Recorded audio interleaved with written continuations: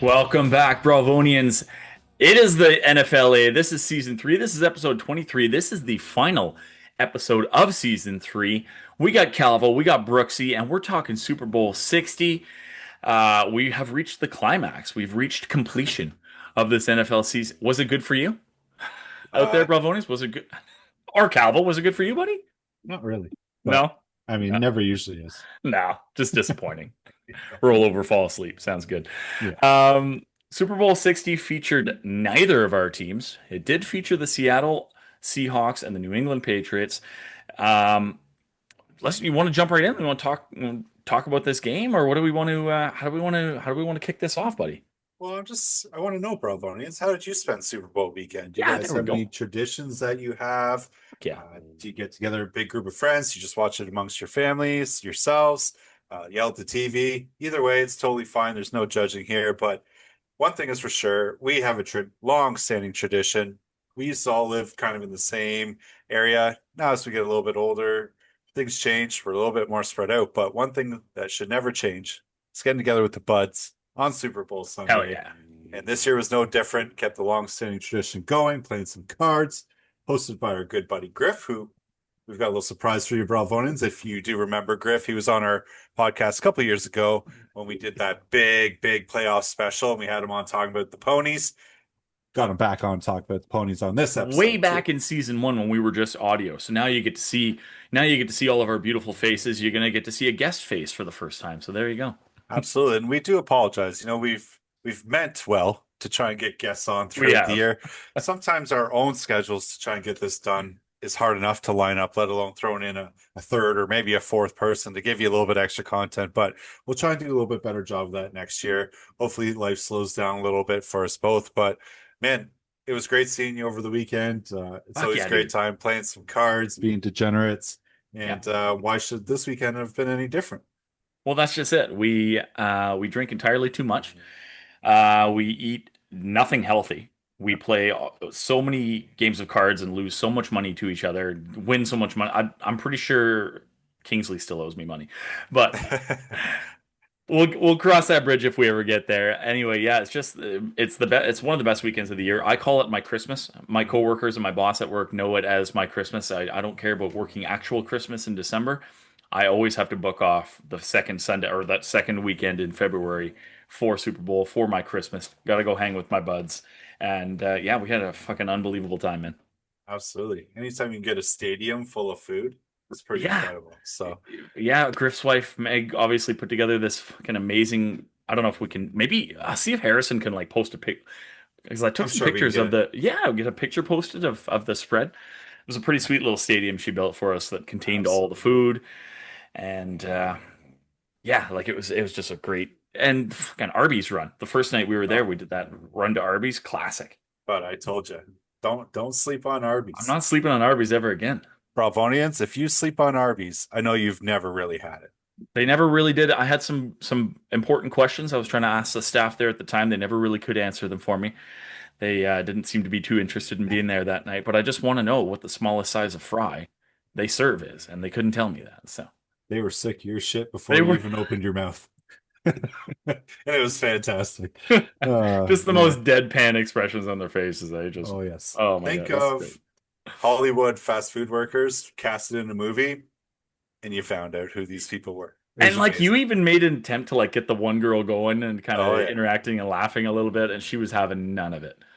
No. She None of said, it, get your food and get the fuck out of here. So, pretty much. yeah. You know what? And it kind of felt, didn't it, that for the first half of this game, that's how the Patriots felt. Just like, can you just get us out of here?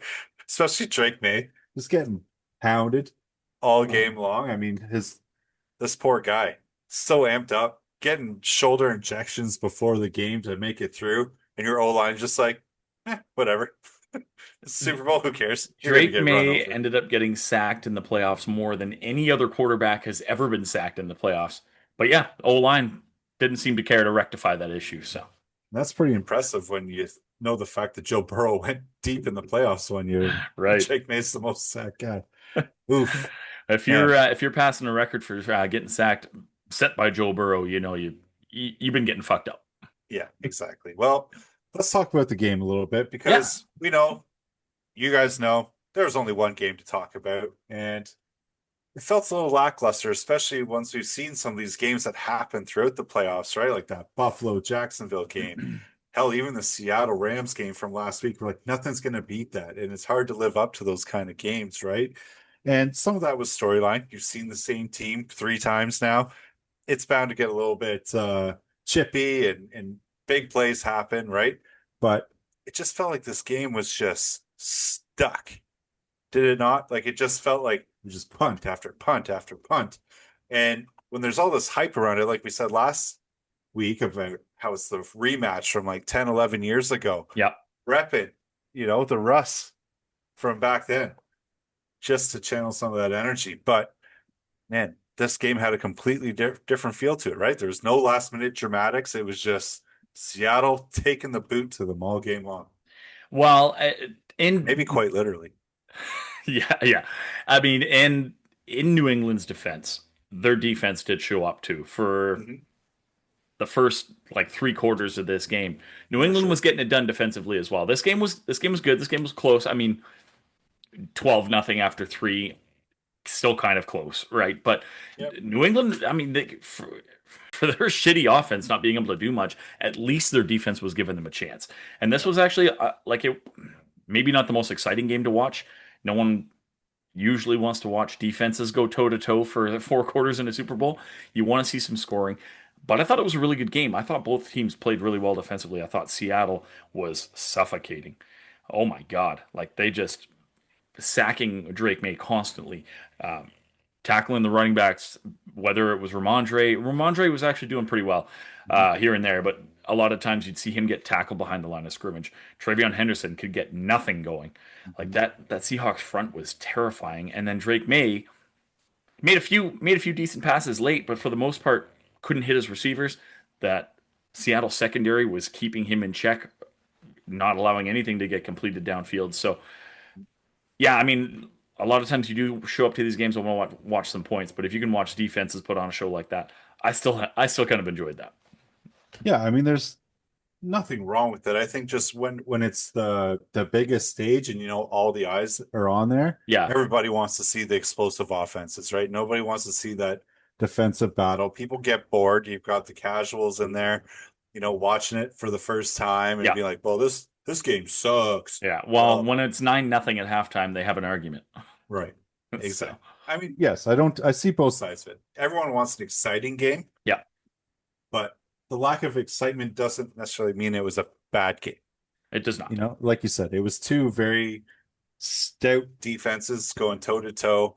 Um, yeah, just like you said, that Seattle front was just nasty, Yeah, poking nasty. and Jason Myers, the kicker for Seattle, just nailing all the field goals that he had an opportunity to nail. And for a while, it was looking like he might end up being the Super Bowl MVP just by default. Like, who else were you Right, going to give it to? Like, right. these offenses were not scoring. He maybe could have given it to a defensive player, but even then, it seemed like it was the entire defense and not just Yeah, one player on any given defense. So it was like, are we going to see a kicker win Super Bowl MVP here? But sure enough, the fourth quarter kind of opened things up again. Finally, 30 points total in the fourth quarter. 17 by Seattle, 13 by New England, and it really was the most entertaining quarter of the game. oh for sure. Kenneth Walker went off this game and 135 yards on the ground or something like that, and I think he had like 26 or something receiving yards, so over 150 all-purpose yards. Definitely deserving of Super Bowl MVP. What do you think? Yeah, I mean, you even had a tutty called back on a kind of shady hold. There's some controversy on that hold right now. Yeah, A lot of money on Kenny Walker anytime touchdowns, and it got called back. So all the bettors are raising their hands in protest right now. But yeah, yeah, Kenny Walker was incredible, and let's be honest, since Charbonnet went down, yeah. he's really accelerated, like foot on the gas, running everybody over, and it really wasn't even close. And it just, Mm-mm. you have to feel for him because we've even talked about him this year being, like he's had these down years since Charbonnet's been in there. He's not really doing much. Is Charbonnet going to start taking over as the number one? And I think it just goes to show like some of these guys just purely need to be that number one. Like they can't get it going on just 10 touches. You need like, 20, 25 touches, and then your game starts to get going. That's And it. Yeah. I really feel like Kenny Walker is one of those guys. Like he just proved it. Like, Splitting I'm touches all year definitely benefited Charbonnet because you're right. Yeah, Walker didn't seem like he was doing much with his limited touches, but yeah, being the workhorse back now, holy shit. right. So it'd Yeah. be interesting to see what Seattle does. Obviously, Charbonnet is going to be out for a little while because Yep. he tore his knee and it was in the playoffs. So he might entirely miss all of next year too, depending on how his recovery goes. But you've got a proven guy, so why even bother? And man, Seattle next year too. Like I think they lose Cup. I think he was only on a 1 year deal. Maybe it was a 2 year. I can't remember. But you've got all these other emerging guys too. Like Arroyo's coming through. They've got Horton that missed the back half of the year because he was injured. That they're really high on. Man, Seattle's got some weapons, and now they've got Darnold for a couple more years, so they can run that back. So it'll be really interesting to see how Seattle just keeps building on this championship season. Which, let's be real, I think a lot of us thought the Rams are going to be that cream of the crop in that division, and Seattle, Well, and they Seattle still just kind of are. they are, yeah. Yeah. And I mean, San Fran was right there too, despite all their injuries Yeah. this year too. So it'd be interesting to see that NFC West next year and just how that rolls back. So, um, yeah, kudos to you, Seattle. You guys crushed it. They Nobody's touching it, I don't think. they were definitely the most dominant team for most of the year, and I think that they were probably the most deserving playoff team of the Super Bowl trophy. So I'm when my Eagles are out, I'm just glad to see it go to a deserving team, and I think Seattle for sure was the best team in the league this year. So I like when it plays out like that. The best team, the most deserving team wins it. Hell of a year, Seattle, and they can run it back. I think they are keeping a lot of pieces. Definitely that defense, the best defense in the league. I think from what I heard, a lot of those guys are going to be returning, so we could see Seattle back on top of the NFC West. And Sammy D, props to him, man. Good on him. He deserves that finally. After he went through some shit years in New York and Carolina. He was kind of kicked around. Finally found a good spot in Minnesota. Went 14-3, but he was really just a placeholder for JJ McCarthy. So comes over to Seattle on a 3 year deal, and I mean they've got no reason to suspect that he can't keep this up for the next couple of years of this deal, and maybe even longer if he still wants to play, if he's still performing at that level, right? So, congrats to Sammy D, congrats to Seattle, congrats to Mike McDonald, congrats to everyone in the Seahawks organization. You fucking earned it. That was a great game. It was a great game. Yeah. Well, it Mike was great. It McDonald was a great second beating, half. right? Yeah, Yeah, exactly. yeah, Mike McDonald beating the coach of the year, right? Equally deserving yeah. for that title. It'll be interesting to see how both these teams do next year, right? Because they're both going to get first place schedules. Is it going to rebalance some of the things here, or does Seattle really the best team? So we'll find out. But like you Well, said, they they're scary, and I mean they can draft guys and just get even better for cheaper, right? So they both teams came into this game with identical 14-3 records. They both came in. Um, so here's where we have a bit of a disparity because they both came in um, off of playoff runs built on kind of close game survival, right? But look at who Seattle had to play to get here, right? They had to go through the Niners, they had to go through the Rams, two division rivals. Those are gonna be you never know how those games are gonna go. And then New England, on the other hand, yeah, they got to the Super Bowl, they won close games as well, but I feel like the level of competition that they had to face was kind of in like obviously you're playing playoff teams, so every team's good, but it felt like more like their season where they were just a cupcake schedule. They didn't. I mean, they had to beat Denver without Bo Nix, right? They had to somehow put up more than 7 points. The 7 points that Jarrett Stidham could put up for Denver. I feel like they weren't tested, and they finally ran into a real legitimate squad in Seattle, and it showed. Drake May I'll just look at a couple of his stats here. A lot of his stats were put up in the fourth quarter in garbage time when the Patriots were already down a shit ton. Like Drake May ended up with 295 passing yards and a couple touchdowns, but I feel like through three quarters, weren't we he had like looking? Didn't he have like 220 something in the fourth quarter. It was like yeah, I was gonna ridiculous. say, didn't he have like 60 yards through the first Yeah. three quarters or something? Like he just did nothing. He couldn't make a throw. But then finally, yeah, started making some nice ones. Got Hunter Henry involved and got a couple of the role players like Demario Douglas. We didn't really think we'd see a whole lot of him. He made 5 catches. He tied for the team lead. Yeah. Matt Smart Collins got kids. involved with a nice long catch. So Stephon Diggs really didn't do much. Jackson Smith and Jigba didn't do much on the other side as well. Of course, he was hurt. He left injured for a little bit before coming back. But still, yeah, like all these kind of role players getting involved late for New England Just not good. Just not enough. Not enough time. Yeah, and I see your point about New England, but I don't necessarily fully agree because I think they were tested in different ways. They just kind of benefited from the situations. You know what I Okay. mean? Like they played the Texans defense, unreal, probably the best defense in the league next Yeah. to maybe Seattle, right? Yep. Then you faced Denver's defense right after, and yes, you didn't have Bo Nix, but that was a weather But game too, let's and hold on though. Let's be serious. Fucking CJ Stroud gave that game away. yeah, and sorry, I didn't finish that point, but Oh, that was sorry. the opport. I jumped on ahead. My brain just went to the next point, All but good. All good. I was Sorry. going to say that yes, even though they faced that number one defense in the Texans, they where they lucked out was how bad CJ Stroud was in that game, right? Yeah. And then obviously they got the equal opportunity against Denver with no Bo Nix, which I know there's a lot of talk about. Yeah, if Bo Nix was there, we would have won, no doubt.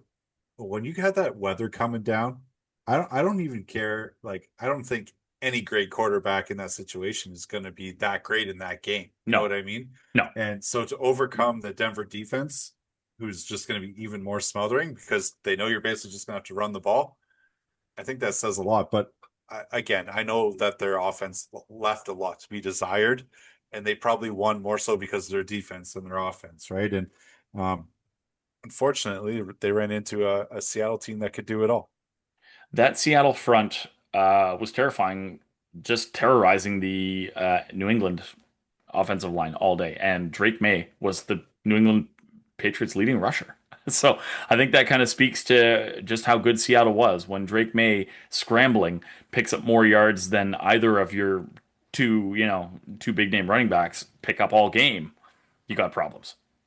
Absolutely. Yeah, unless you're Josh Allen or Lamar, Right. having your quarterback with more rushing stats than everybody else Yep. probably isn't a recipe for success.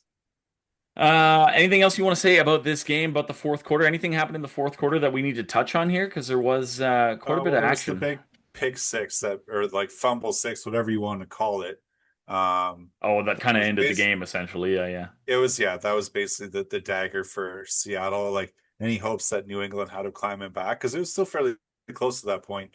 Kind of got diminished at that point, and you kind of alluded to it already. Like it was all about the kicking in this game, and yeah, you have to feel for the guy, right? Like probably should have won MVP because he outscored the entire Patriots team basically by himself. Yeah. And it's one of these things that's why these guys get paid. Like you don't think of a kicker as the most important position on the team, right? But more times than not, they're actually the leading scorers on their team, right? Yeah. Because they're putting up so much points. If you look at Pittsburgh, it's probably not even close. So it's one of these things that you're starting to see teams invest more money in these kickers that can hit these long bombs. Right? If you think of the Cam Littles, the Jake Bates, the Justin Tuckers over the years, right? That these guys are getting paid, and there's a good reason for it. And just goes to show you, like in these games, you need to take those points. And kudos for Seattle for they could have pushed the envelope quite a few times, I thought, Yep. but no, they chose to get the points, and in the end, got They them the trusted victory. their defense. Trusted their Why, defense, and why right? wouldn't you? Yeah, So Jason Myers actually did outscore the entire New England Patriots team.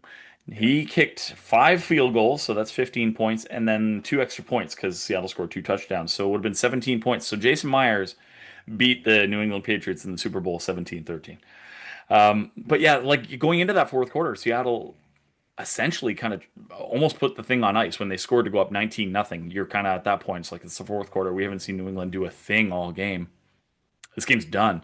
But yeah, I mean, you have to credit they kind of showed a little bit of fight. They came right back. It was like a under a minute, I think, a 5 play drive under a minute. Drake May just went down the field methodically and got New England on the board, scored to make it 19-7. So at that point, you're thinking, okay, scored quickly. If they get the ball back at any point here, their defense hasn't been bad this game. If they get the ball back, they could make this a game. Seattle went down, kicked a field goal, and then yeah, that was it on the ensuing New England drive. That pick six, I guess, kind of fumble. It looked almost like a fumble, but then it was yeah caught. So we'll Yeah. call it a pick six. I think it was a pick six.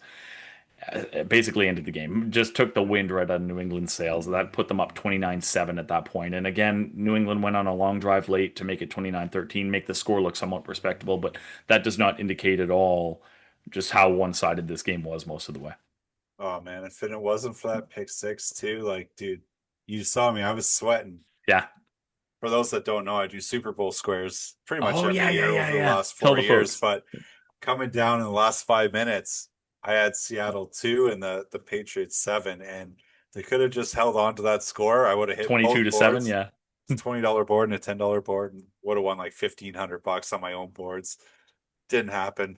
Pretty much got ruined instantly when that pick six happened. So Yeah. any hope I had instantly went out the window. But it's a fun thing to do anyways. But man, like I said, a lot of people are going to look at this and be like, well, the game wasn't that great. It was low scoring for the most part.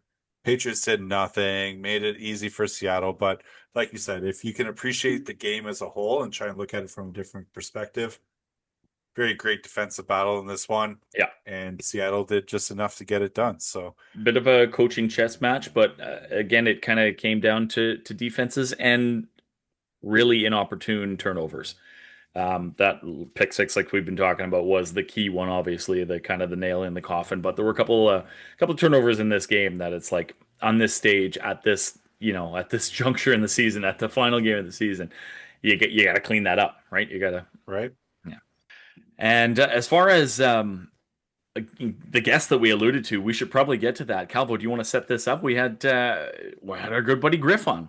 Yeah, we thought it'd be great to have Griff on because, as you know, he's a Broncos fan and his season got cut short in a way that no fan or any team ever wants to see have happen, right? And yeah, his team had real aspirations of being in the Super Bowl, and as you can attest, I don't have the knowledge of that, but it must be something else and surreal to see your team in the Super Bowl. So we thought it'd be great to have him on just to kind of recap his thoughts on the season, how he thought it went, what his expectations were, and just kind of what the Broncos need to do for the future. So why don't we show the good people our conversation with our good buddy Griff? Absolutely. All right, Bralvonians, Calvo and I live in separate cities, but despite that, we've continued our tradition of getting together for every Super Bowl, probably for the last 10 years for sure, maybe closer to 15 at this point. But we have a treat.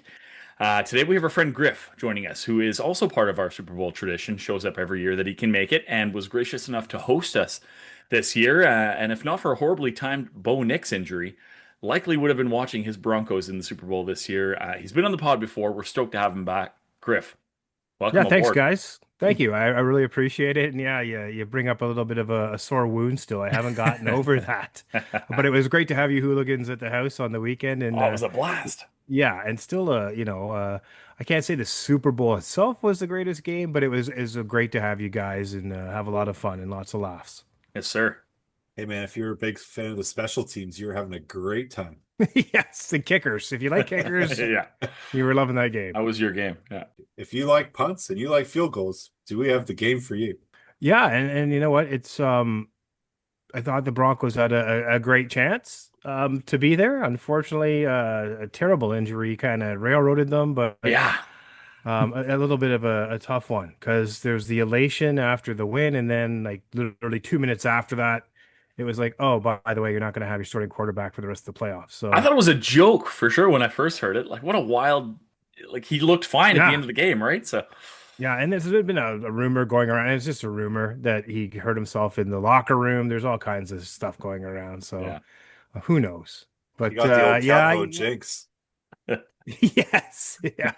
Happy for Seattle and Sam Darnold though. It's like, um, I don't necessarily. I'm very neutral towards Seattle. And the story is good for Sam Darnold. The story would have been good for Drake May, but you know what? I'm probably was leaning towards Seattle more just due to the fact I just can't handle the Patriots being so good again so early on So after a soon. rebuild. Right. Yeah, right? Yeah. Yeah.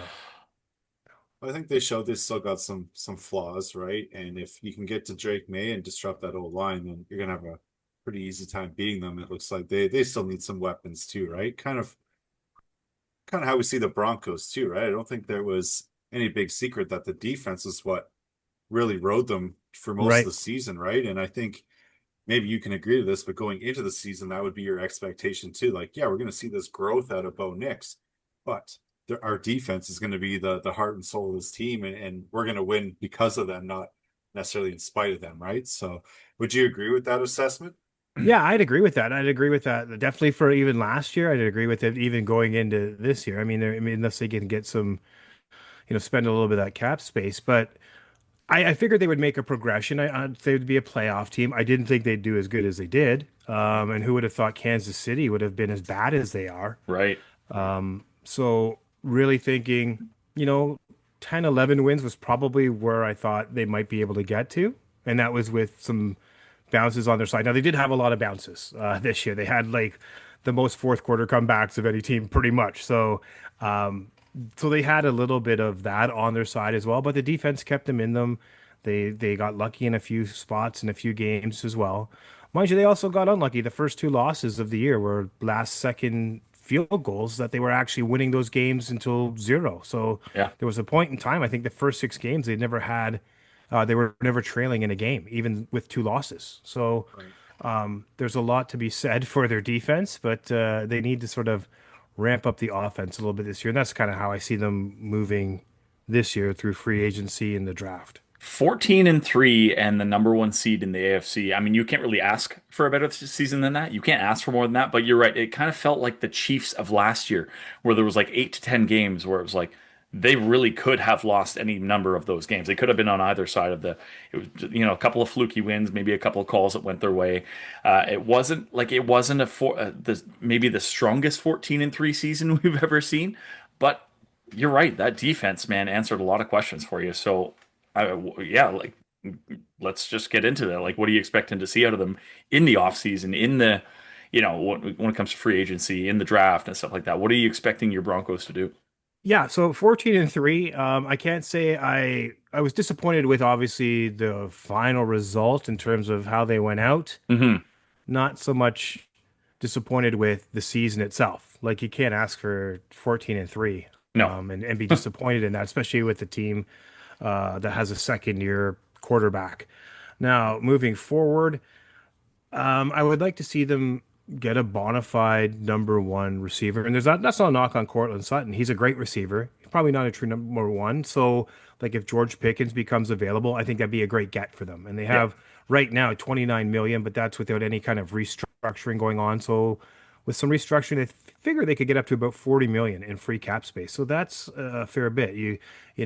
As much as I love RJ Harvey, I recognize that losing Dobbins probably did hurt them a little bit, and maybe it's to go out and get someone that will complement them. Brees Hall's a free agent, although I'm not sure the Jets will franchise him or not. Hmm. But they could use a bit of a runner that can, run between the tackles a little more than Harvey's got some great outside speed and vision, but they could use a bit of a thumper as opposed to him. So they could probably upgrade there for sure. And the receivers had the most drops of any receiving core in the league this year. So like Pickens makes Alec Pierce from Indy's a free agent. So one of Hmm. those guys that has, some good catching ability, good hands can really help turn the team around and complement, Cortland Sutton.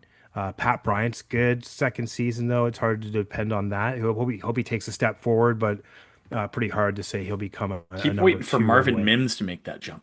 Yeah, you know what? I'm not sure it will. I think Yeah. Marvin Mims might, show flashes of brilliance, but he could be who he is. Yeah. I think that's kind of Marvin Mims is what you get. I think Troy Franklin had flashes of brilliance, but again, the hands just have to be better in this group. They've too many drop passes, and that ultimately that hurt them in their offense in the long run. So would you say they need to focus then more on the offense in the offseason? Like defense is good, maybe, maybe draft a safety, something along those lines, and or maybe a inside guy and just call it a day. It's Yeah, I not. think. Oh, sorry, Brad. Oh, sorry. I was just going to say it's not super often you see a first place team with that much cap space available to them coming up in the offseason. Once you answer Calvo's question, maybe just like who are you losing? I'd like to also find out who you're losing to free agency this coming offseason because I haven't really looked into that myself. Yeah, so they will in terms of their defense, a lot of the guys are already locked up. So they've Okay. already locked up a bunch of those guys. So their Perfect. defense is pretty rock solid and it can focus on the offense.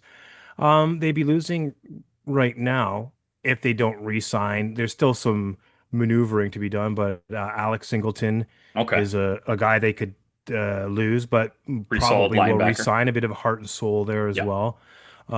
They'd be losing at least Dobbins from the offense because Yeah. he's only on a one-year contract, and a little bit of injury prone, but they really don't have a lot of like key guys that are unrestricted. Perfect. So Run it back. yeah, basically they can, and they still have all that cap space.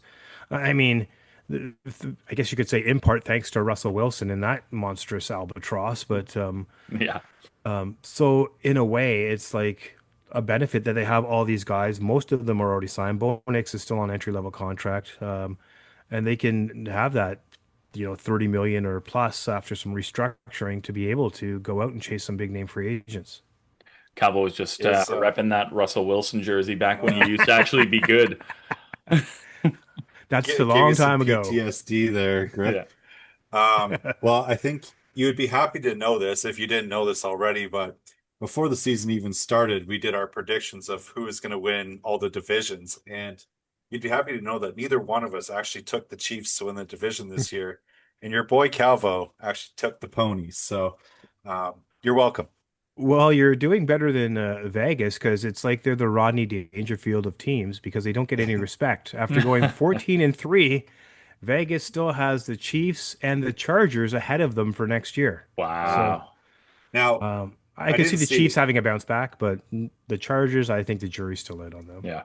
well, I think it's going to be hard for the Chiefs to bounce back with how long Mahomes is going to be out, unless they go Right. out and get one of my other bowl predictions of Kirk Cousins to go fill the gap until he comes back. Yeah.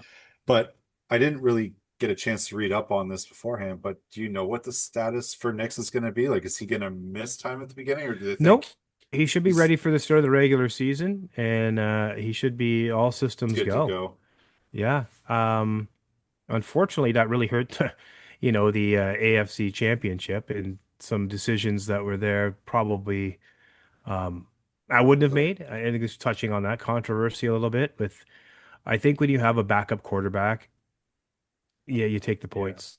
It's easy to have revisionist history and hindsight's 2020, but you have a backup quarterback, you could have the chance to go up 10-0. The weather's going to be bad, you know that. You take the points, and For then that sure. really puts the screws to New England. So I honestly think, though, with Bo Nix, maybe going forward is the right decision. I feel Yeah. confident he probably would have made something happen there because he's a little better with his legs than Stidham is. Um, so I don't mind the aggression. I just don't think they had the right personnel. I think you make that aggressive move when you have your starting quarterback, Yeah. when you have your backup, kick the field goal, take the points. 100%. Yeah. I agree with that. Yeah, totally agree with that. Hindsight's 2020. So bit of a disappointing end to the season. Still a pretty good season overall, though. A lot of positives to take away from this season for Denver. All systems go in, excuse me, into the offseason. Like you said, all kinds of money available for free agency. We'll see what you guys do in the draft coming up there very soon. But it looks like Denver has every opportunity to run this back. So what are you thinking for next year? I am going to be a little conservative. I think there were some games they won that they probably shouldn't have. I Yep. think there's lots of teams that can say that, but I don't think a 12 win season is not a possibility. I think Okay. I'd be comfortable in saying 11, 12 wins and they're back in the playoffs. Don't know if they'll win the division. There's going to be some bounce back from That was my next KC. question. Did they repeat as division champs?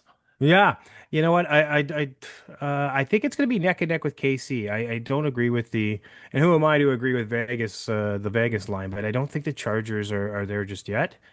I Even think with no Herbert's, Mahomes, you think it's going to be KC you're fighting with? yeah, I still think KC's the top dog in that Hmm. division in terms of who they would be battling. I think Denver can win the division, but I Right. think it's going to be a more of a battle than people think. I think Mahomes is. I think one thing this has done probably has made him hungry again, and a hungry Mahomes can be, one of the best quarterbacks in the league, if not the best. Right. Well, you heard it here first, folks. The Las Vegas Raiders winning the AFC West next year. Calvo, you got anything else you want to touch on here with Denver? No, I think just all in all, pretty great season. I know all too well what it's like to feel like you kind of got robbed from something, right? Last year, the Lions having such a great year, then going out their very first playoff game, even though you got to see a little bit more than that, but you really had the opportunity right in front of you to witness your team in the Super Bowl, and it's unfortunate, like you said, how it went down the way it did. But I'm sure with a little bit of extra growth, another year under Sean Payton, like I said, maybe they land that big number one receiver and things look a lot different next year. So good on you, buddy. thanks again for hosting Super Bowl. It was a blast. Oh, And what a good Oh, weekend we had. no problem, Dude, guys. this- My pleasure. We'll roll it back next year ourselves. 100%. Yeah. absolutely. Yes. Can't wait. Can't wait, boys. Thanks for joining us tonight there, Yeah. Griff. Well, thanks for having me, guys. I love this. Thanks. All right, Absolutely. man. Well, Bralvonians, do we have any other Bronco fans out there? Do you agree with Griff's assessment? What do you want to see the team do? I think we're along the same wavelength as Griff. I think they need another receiver weapon, maybe another running back. I think their defense is pretty stout, but I mean, you can always find ways to get better, right? Maybe another cornerback to shadow Pat Surtain on the other side of the field and really shut down the middle of the field, right? But Yeah. man, let us know. And hopefully you enjoyed that conversation with Griff. Yeah. Denver has every opportunity to run back next year, so pulling for you, Griff. They're in the AFC, so I don't care. That's great. Another thing that we meant to do was get, we know, Bralvonians here in Canada, a lot of Bills fans, especially here in Ontario, ton of Bills fans. We've got a few. Harrison, who helps us out with a lot of the tech stuff for this, is a Bills fan. Might be able to get him on, but Kortney for sure. Kortney Kenney. A lot of you know if you've been listeners, you've seen him before on the pod. He's a diehard Bills fan, so he's actually going to join us as well here very shortly, and we're going to talk about. The Bills kind of got shafted in a year where they had every opportunity to finally go on that run. It ends short for them as well. So we're going to talk with Kortney and see what his thoughts are on the Bills season. All right, Bralvonians, you'd think on an NFL pod based in Ontario, Canada, that one of the hosts would be a Buffalo Bills fan, but we're not. We do know that there are a lot of Bills fans out there, though, so we got a hold of one for you. Now, he's been on the pod before, so our legacy listeners will have heard his voice before, but for those of you that are newer to the pod, you get to hear him and see him now. It's our resident Bills fan, Kortney Kenney, or 2K as they call him. Welcome to the show, man. Welcome Hey back guys, to the show, thanks rather. for I'm excited to be back. I'm sure there's lots to talk about considering I think the last time I was on, I was talking about how Stephon Diggs had played his last game for the Bills, and now it's been a couple of years. So That's right. And were you right at that time? I was right. Yeah, that was the Yeah, game, that's right, it too, was yeah. last game, and then he got traded to the Texans that offseason. Well, we got the Nice. right guy then, man. I hope so. I really hope so. We are going to talk Bills for sure, but first of all, I just want to quickly, what were your thoughts of the Super Bowl? What'd you think? You know what? I think I'm like everyone where I was a little bit disappointed just in the competitiveness on one side. The defenses on both sides, I should say, came to play in the first half. Did they ever? And then the Seahawks just pulled away. And then it's just kind of funny to listen to the commentators say, oh, the Pats have started to figure out the Seahawks defense, and then a big pizza up the middle and INT and all that stuff. So as a Bills fan, it felt great to watch the Pats lose and prove that the Pats were frauds all season long. Right. But on the other side of things, it was kind of made for a bit of a disappointing end to the NFL season because that's what everything builds to, right? Is the Super Bowl. It's exciting. It's, you're hanging out with buddies, you're getting your pizza and everything. And then, exactly. And then you watch a game like that and you're just kind of like, oh, okay. Like, and like, yeah, just everything about it just felt not sad, but just kind of Anticlimactic. Really, yeah, right? that's a good way to put it. Yeah. So do you think it would be better then to switch up this format? Because like we were talking about it a little bit earlier, but when you had like the game like Seattle versus the Rams, right? And these teams have seen each other multiple times, it makes for exciting football. When you get these cross-conference games for the Super Bowl, there's always like this figuring out period, right? Maybe it's the first half, maybe it's 3 quarters before they blow up in the fourth, like kind of what happened in this game. But is it time to just scrap the format and just take the top 14 teams and just let them go at it? I think that could be a possibility. Which I mean, look at you, Mr. Lions guy, wearing a Seahawks jersey right now. So,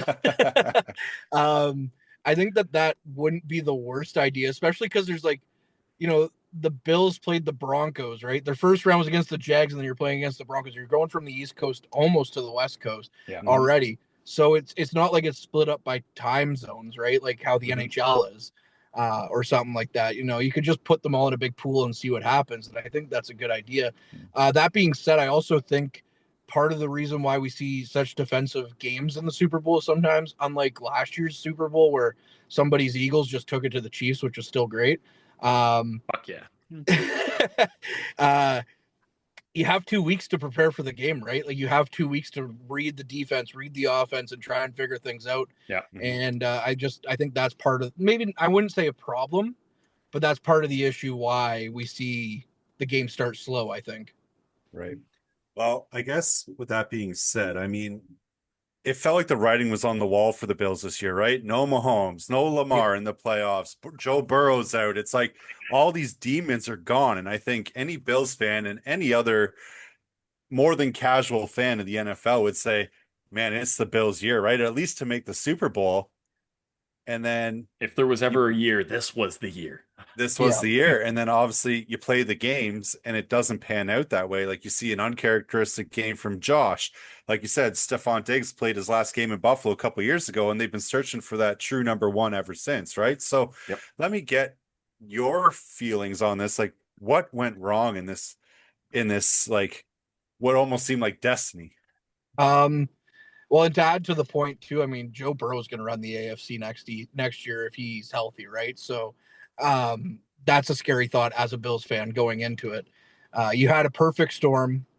I think part of the thing was, and I said this to one of my friends earlier in the season, is that Josh was still good, but he wasn't the MVP level that he was the year prior, that they needed him to be on that offense. And I mean, anytime you have Josh Allen under center, you have a chance to win the game. It doesn't matter regardless. I mean, look at the start against Baltimore. Look at the comeback against the Patriots later in the year. Yeah. You have a chance to win that game. It's just they spent their money where they spent their money, and some of it worked, some of it didn't. And they didn't have any real weapons on the back end. They didn't have any real weapons on the front end other than James Cook.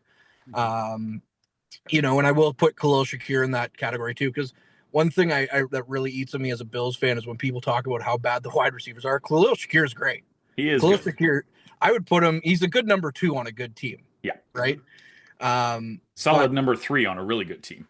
Yeah, exactly. And I also have to say that because I do have a signed Shakir helmet, so I'm kind of endorsing the guy. But no, I do really like Shakir, but you're right. He's probably not that number 1 guy on really any team, No. or most teams for sure. So, but when people kind of talk about that wide receiver room, he always gets lumped in the bad category. I'm like, no, he's great, man. Like his yards after receiving is ridiculous sometimes.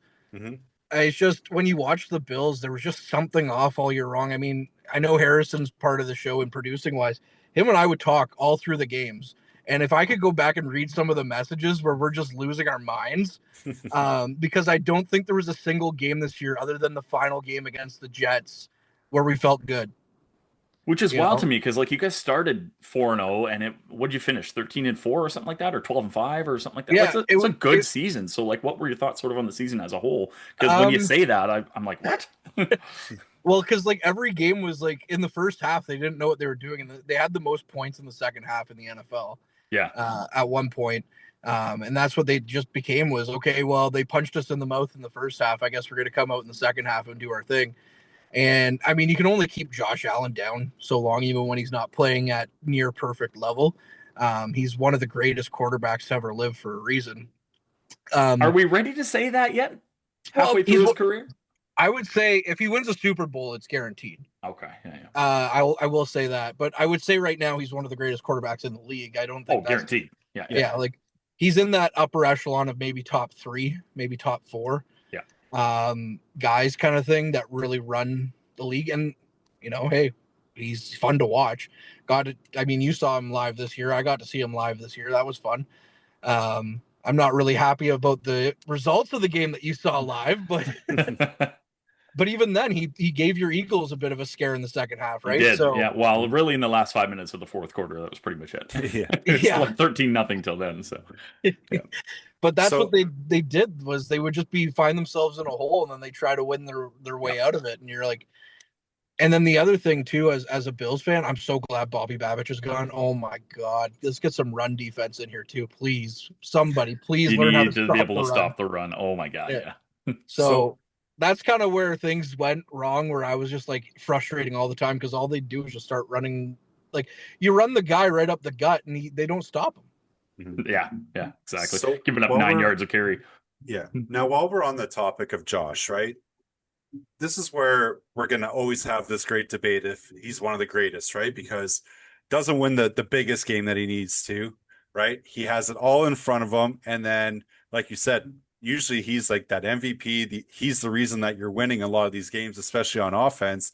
But Yeah. yet then he has that uncharacteristic game where he's turned the ball over 5 times and Oh, essentially costs you the playoff game when it's all in front of him, right? So yeah. is it time to be like, yeah, there's no doubt the talent that's there, but is he just purely one of these like classic cases of just pure regular season performer? As a Leafs fan, I really hope not. Fair to ask at this point, though, right? Well, I Yeah. mean, we've got enough history with him, right, to Oh. kind of see it. He's been around for sure long enough, and also it really guts me when he's like crying at the podium too. Like, oh, that's our guy, man. Like, Yeah. That you hurts. know, and the difference between him and I know it's different sports, but the difference between him and like a Matthews when we're talking about regular season performers is it feels like Josh actually cares enough that he genuinely wants to pull the team through. Whereas Matthews like, I won the Rocket Richard again. That's cool. You know, moving on kind of thing. As much as I am a Leafs fan, don't get me wrong. Oh yeah. But it is tough to argue, you know, especially when the playoffs are right there. And even then with the 5 turnovers, you still have a chance to win that game. Mm-hmm. 5 turnovers, and he still only lost by a couple of points, right? So Yeah, exactly. 3 points. Well, and that also I think proved to me that the Broncos weren't really ready for prime time either. Right. That game. So it really was the Bills' year. Like I think the Bills would have given the Seahawks the greatest test, or the Rams. 100%. I still think the Seahawks and Rams win the Super Bowl, whoever comes out of the NFC. Right. Mm-hmm. But you know, you would have given them the toughest test, and it just sucks that the NFL doesn't really seem to know what a catch is from game to game. But Bills or Jags would have given the Seahawks the toughest test for sure. That game, the Bills and Jags game, was so good too. Yeah, it was one of the best games of the playoffs for sure. Yeah. Yeah. Right. So I don't have a definitive answer on whether or not it's ready to go, but there is a lot of history. As a Bills fan, I'm going to say no, but as a trying to be a smart thinking football guy, I would say there is enough history. Sure. Well, then let us ask you then. Obviously, wide receiver one has to be kind of top priority, right? There's only so many of those that come available every year. Like George Pickens is going to be on the free agent market. Maybe that's a solid target. You know, other than that, you kind of have to either rely on the draft or go out in free agency if they're available, or go and make that big trade to get them. So outside of a true number one receiver, what do you think the Bills have to do to like just shore up this team? Because it feels like, you know, they're getting older. There seems to be a lot more holes on the defense now too. And now you've got these gaps on the offense. So what needs to happen? Before you answer that, Kortney, I just want to say Calvo and I both believe that we're going to see a little bit of regression, maybe a lot of regression out of the Bills next year. We're not confident the Bills are a playoff team next year. So go ahead and answer what you think they're going to do in the offseason or heading into next year. Wow, thanks guys. No, I would have to say I'm not confident either, which sucks. But if window might be closing, right? It could be. Yeah. I mean, at the end of the day, if Josh is your guy, you always have a chance. But it's still in a chair, right? So you can't just keep putting it all on Josh, right? You can't. Like, there's a point where you have to help him. There's a point where you have to be like, here you go. Here's a supporting cast. So obviously, a wide receiver is number one, like you mentioned, and honestly, not even just on offense. You need to give him a workable defense too. Yeah. So, if we're talking about that, you need another safety because Cole Bishop's the only one that's reliable on the team. Yeah. Taylor Rapp, I don't want to see him play another game of it for the Bills ever again. DeMar Hamlin, as much as that's a nice story, I don't want to see him play another game for the Bills either. It's been an acceptable amount of time for you to say that now. Yeah, I think so. It was fun while it lasted. It was cool that he started last year. Okay, let's move on.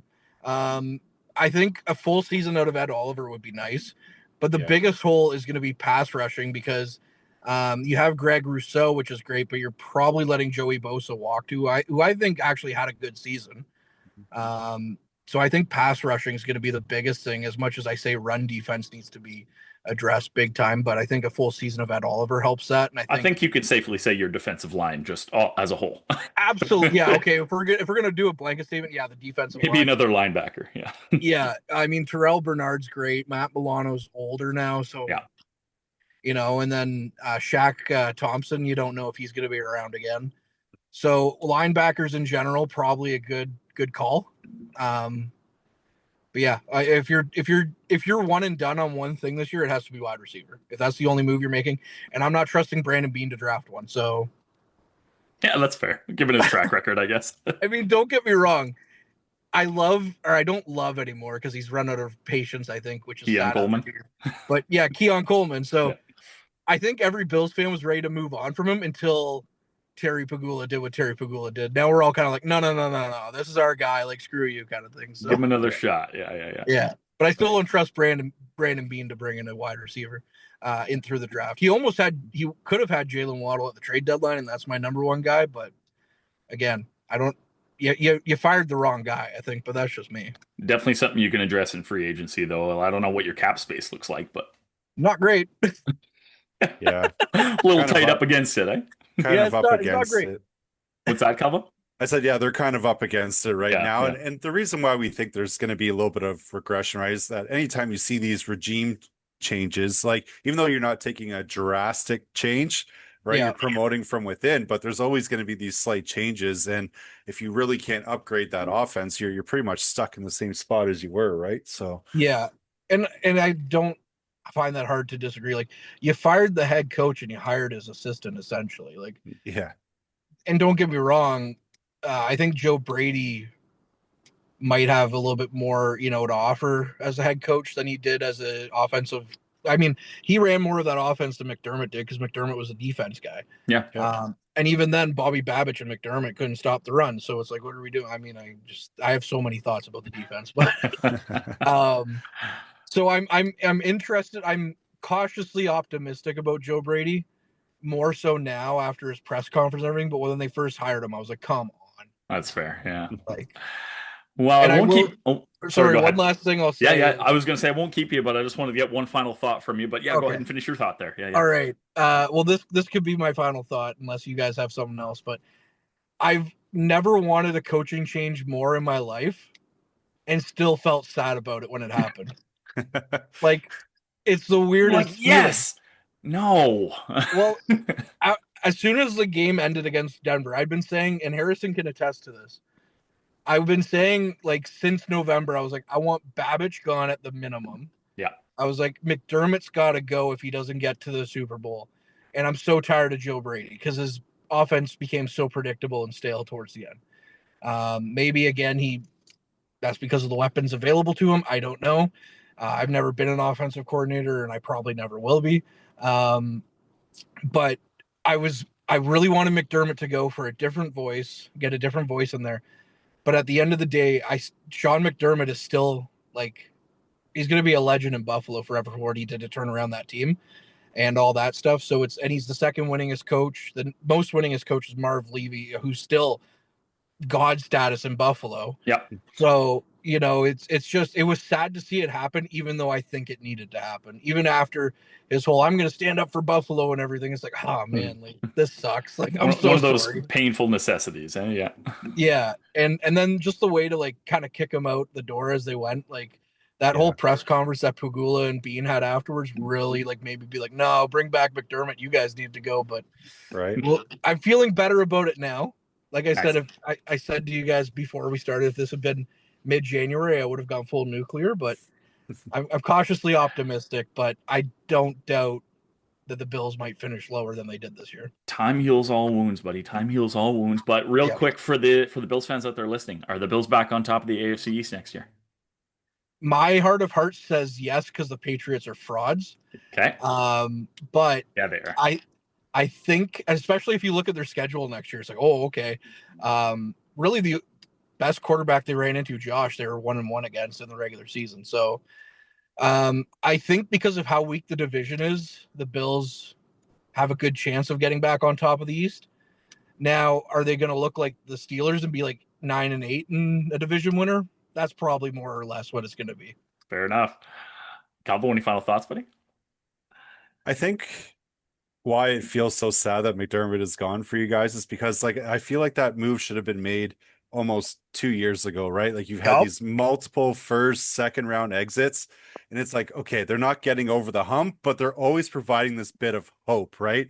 It was like when Pat Burns comes back or John Gibbons comes back or Cito, and you're like, yes, we're reliving these glory days, right? Yeah. And then it's like, Just not enough to get you over the edge. Over these the guys are just threshold. like a shadow of themselves, right? Yeah. But I think that's why it feels so sad because, like you said, he did a great job with the program, and sometimes the talent just isn't there, and that's not necessarily the coach's fault.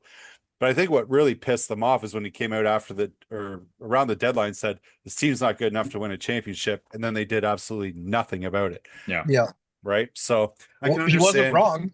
No, he He wasn't wasn't wrong. And so I can fully understand and appreciate what you're going through because there's numerous Detroit coaches over the Yeah. years. If I think of, Schwartz and Caldwell, like they had 9-7 teams, but they weren't ever good enough to beat the Green Bay Packers or the Minnesota Vikings at the time. And it's just, you're kind of looped into that. But again, it really felt like this was the year. And so Yeah. I think ultimately the change had to be made. So feel Yes. for all the Bills fans. Thank As a Lions fan, I'm not like that upset because I kind of like the fact that we're like those like lovable idiots that have never won anything. And Yeah. everybody wants to see you win, but like you're just not good enough. What's it like to be fans of a team that have never won a Super Bowl? Nobody asked you, okay? Oh my God, this guy, eh? Okay. Like GTFO, Bradley. I'm just Yeah. really kind of curious what that feels like. it's a wonderful feeling, I'll tell you. We're happily what's the ignorant bliss or whatever. Ignorance is Right. bliss. Yeah. We're just in Um, our little bubble of delusion. Speaking of divisions, I think your Lions division is probably the toughest division in football right now. So good luck. That or the NFC West for sure. Yeah. Yeah. So good luck. Yeah. Because maybe I hope my buddy's a Bears fan and he's also a Bills fan, so we kind of go back and forth. But I hope for his sake the Bears aren't one and done kind of thing. And then the Packers, are always going to be better. So the Vikings, we don't know. Yeah. The Vikings are the wild card, but Yeah. Yeah. Lions are going to ride that last place schedule next year, and Oh maybe we'll be in the fraud conversation next year. Difference is because the Lions haven't won anything, no one's going to be mad about it. Right. Yeah. And anything super quick you want to just leave the Bralvonians with before we sign off? You know what? Thanks so much for having me, guys. It's always great talking football. Appreciate you taking time out of your work day. You got to get back to work after this. Don't tell anybody. Definitely appreciate you taking the time to hop on with us, man. No, I appreciate it. Thanks, and We'll get you on a bunch more next year. We'll talk Bills all kinds of times. Sounds good. A whole bunch. Keep up the great work, guys. I enjoy it. So good. Thank you, sir. Well, gang, there you have it from our resident Bills fan, Kortney Kenney. So yeah, Bills robbed again. Fans feel a little bit robbed, but still a great team. I don't know. We're kind of thinking that they may, I got a question for you before you finish your thought there. Okay. Is it really robbed if you screwed yourself? Yeah, I guess technically not, but they might feel robbed. Fair. But yeah, we kind of are feeling like the Bills might regress a little bit next year. So we'll see what happens. But thanks to the boys for coming on. And yeah, we'll move on here. Well, one other thing that came right down to the wire, right to the end of the season, was our locks and ducks. Oh, that's right. And we're both very keen that the Seattle Seahawks are going to win the Super Bowl. So there was only one way to settle this, and it was to pick the amount of total points that were going to happen in the Super Bowl. Yeah. Well, buddy, final roll call. We both had 17 wins and 4 losses. Yeah. You took 60-point total in the Super Bowl. I took 45. What was the math on that? Final score 29-13 Seahawks. So 42 total points scored in the game. Calvo was closest. Hey, I almost nailed it right on the head. But You were almost spot on, my guy. One more field goal would have done it, but it's incredible. So your boy Calvo Congrats. comes out on top. Calvo wins the 18-4. All is right in the world again. But Brooksee wins the dogs by a landslide. So You did. You smoked me there. Yeah. Smoked me there. But Bralvonians, why don't you drop us a like and a comment if you've liked our content for all of this year. Tell us your favorite moments of the season. We want to know. Like, there's so many good ones. It's hard to pinpoint them right here on the spot, but we definitely saw some crazy moments all year long. it was a wild year. Upsets. We had underdogs going all the way to the Super Bowl. Man, can't ask for a better year than that, other than No. maybe watching my own team win the Super Bowl. Yeah. No, I the think you injury guys the can injury agree. bug was crazy again this year. So many Yeah. teams' season totally derailed by huge injuries to star players, to key guys. But I guess to counteract that, we were lucky enough to see some newer teams kind of rise from those ashes, right? As some of those established teams that are there every year kind of falling away a little bit, and some newer teams rising up. So it was great that way. Nice to see a little bit of parity in the league, a little bit more parity in the league. Go Carolina Panthers, hell of a season. Right? But we haven't talked about the fucking halftime show. Should we just like talk about this a little bit here? I know we didn't really, we don't understand, we don't speak Spanish. We didn't understand a damn thing that was said, but it was cool. Like it was cool. The vibes were vibing. The set design was fucking cool. The fact that they can put all that together so quickly with like the bushes and the neighborhoods and the, everything else that they had with the stage, and then the like kind of like a little house that people were hanging out at, and like some cameo appearances, right? Where like Lady Gaga showed up. That was a big surprise. Ricky Martin jumped in, sang a bit. Some cameos, Cardi B, Pedro Pascal. There were a ton of celebrities in the audience just watching the game that they showed. So like I think I heard was. Ronald Acuna got hurt Did he? dancing at the halftime show. That's typical. And you're right. There's nothing wrong with it. I know that MAGA wanted you to watch their own Kid Rock lip sync special. Yeah. But honestly, like if that bothers you, like I listen to music, I can't understand what the hell they're saying half the time either.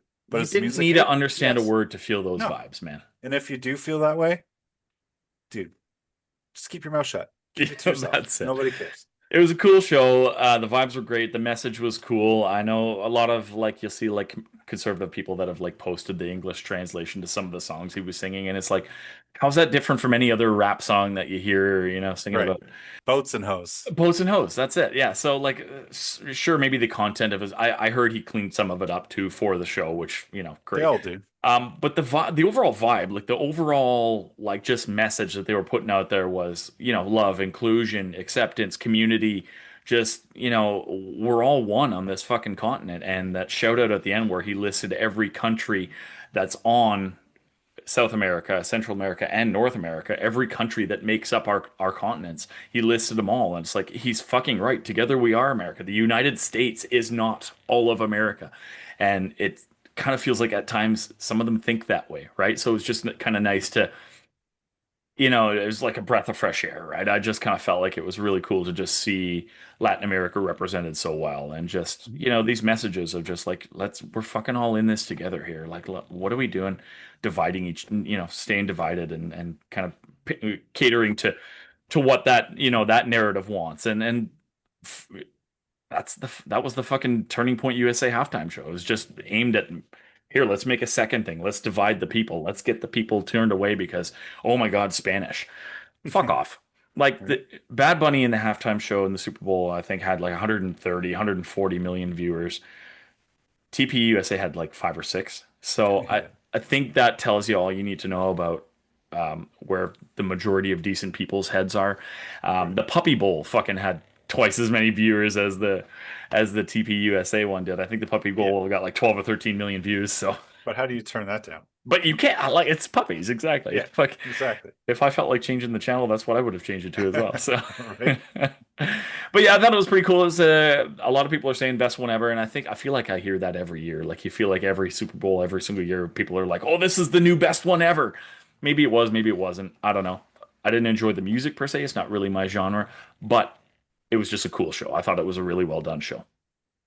Yeah. I mean, perspective is everything. Yeah. Right? So Yeah. But again, if you're gonna hate it just because of that, then you're hating things for the wrong reasons, and you got some other things you got to walk through. Bingo. That's fucking it right there. You're hating for the wrong reasons. Yeah. Love that. Okay. Yeah.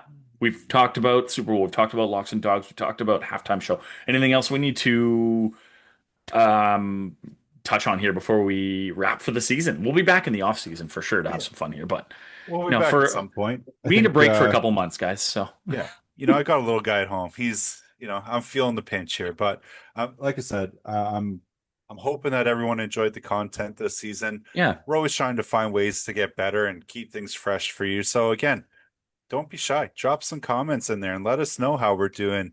Whether you like it, whether you don't, what you want to see more of, what you don't want to see. Maybe tell us who your favorite team is so we can talk about them a little bit more if we know you're listening, right? Yeah. It's one of these things that we're willing to grow. If you guys are willing to grow with us, so please drop Fuck a yeah. like, share it, let everybody know that we're going to be back next season. Hopefully bring in some more hot takes that you like. You can call us Yeah. all the names that you want. We don't really care. Please. Truthfully, we don't know how to read. So even if you do comment, we don't know what they say anyways. And but again, we hope Like they that have as Simpsons much- meme. Those guys would be very upset about that if they could read. Right, exactly. Right. But again, we hope that you realize what this content is supposed to be, right? We're not claiming to be all these professional analysts. We just No. look at it, talk about it, how two bros would in their couches watching the game together, right? And we hope that you enjoy that vibe too. So And we know ball a little bit, so toss that in there once in a while. Yeah. yeah, I mean, at least pretend like we do, Yeah, right? pretend like we do. But you're exactly. absolutely right. Out there, Bravonians, anyone listening, share your thoughts. We want to know what you thought about the game, about the halftime show, about the season as a whole. We, we could have gone through and listed probably a million moments from this overall whole season that were, that stood out or good or bad for whatever reason.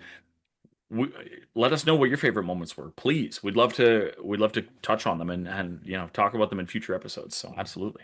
Well, buddy, it's been a fun year. Loving the fact that we've gone to YouTube with this. We're now visual as well. It's been fun. It's been a wild year. It's been fun to talk about. Our teams maybe disappointed us a little bit more than we thought that they were going to this year, but hope springs Somebody's eternal, gotta lose. and there's always next year, right? So, That's what they tell us. any final thoughts for the Bralvonians before we sign off for the final time of I guess 2026 now, but season 3 for us, Just never 2025 take NFL season. Go ahead. just Sorry. never take the season for granted. It's too short. Even though we're well into February here, once it started in late August, it just always feels so short. So It does, yeah. enjoy these moments, especially if your teams are good. There's only a certain window that they can actually be good, unless for some reason they go into this dynasty run. But I feel like dynasty days are kind of few and far between now. Yeah. You're still gonna have the odd ones that pop up, but again, next year brings some new hope. We hope you don't miss us too much in the off season, but we'll be back maybe shortly after the draft just to kind of see where players land. Yeah. Talk about what we're excited about moving into the next season. Hopefully get some other people on in the off season as well, just to spruce things up a little bit. Yeah, I'd love to. We totally meant to after last season, into the previous or into this past off season, meant to do a couple episodes throughout, right? The draft and the free agency and just kind of where teams were sitting going into training camp and stuff like that. We never ended up doing it. So I would like to change that this year. Okay.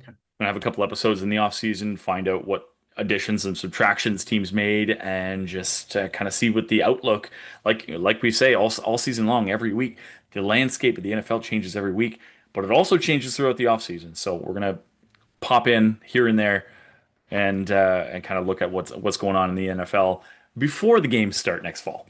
For sure. Well, I always appreciate your effort, buddy. I don't think it goes unnoticed. At least I hope it doesn't with the Bralvonians. That there's quite a bit of work that we put into this. Even though maybe sometimes it looks like we're just talking out of our ass, there's a lot of planning that goes into this. Yeah.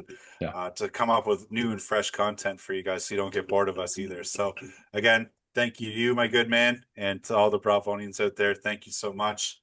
We'll see you next year.